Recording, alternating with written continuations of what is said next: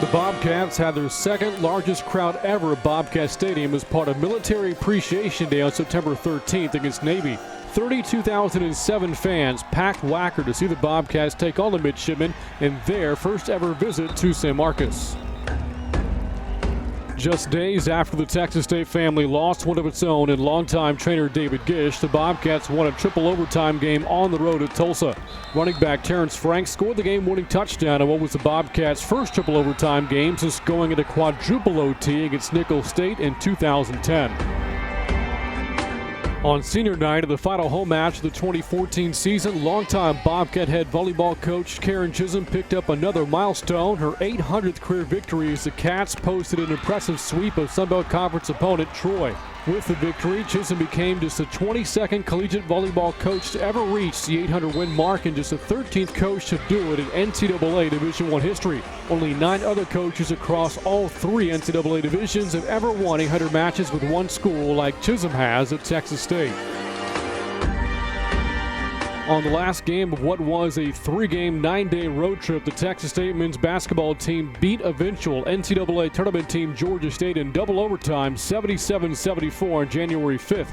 Imani Gant made his first career 3-point attempt at the buzzer of the first OT to send the game to a second overtime as the Bobcats snapped the 9th longest home court winning streak in the nation. Just 3 days after the thriller against the Panthers in Atlanta, the Bobcats were involved in another nail-biter against UALR. Bobcat point guard DJ Brown hit a 3-pointer from the right wing as time expired to give Texas State its second straight 77-74 double overtime victory.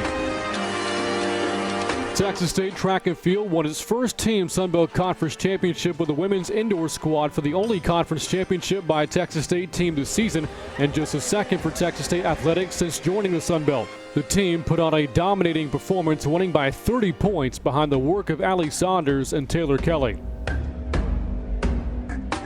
On the same night, the Bobcats formally retired the jersey of the great Paul Goldschmidt. Texas State shocked number 3 Houston in a stunning 7-6 victory at Bobcat Ballpark. The Cats scored 4 runs in the 4th inning, taking a commanding 6-0 lead. The Bobcats were able to secure their upset win thanks to stellar pitching from Blake Witter and Corey Geisler, who combined for 7 strikeouts. Just weeks after throwing the first Texas State no-hitter since 2012, freshman pitcher Randy Rupp threw the first Texas State perfect game in over 7 seasons in the Bobcats' win over Houston Baptist.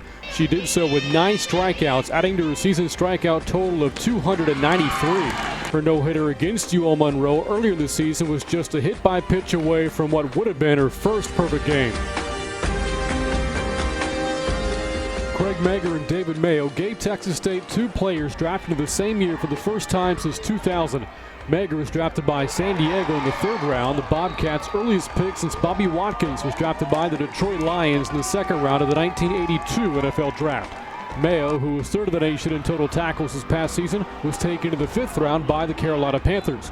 A total of 4 Bobcat players were signed to NFL teams this year, the most in the Sun Belt.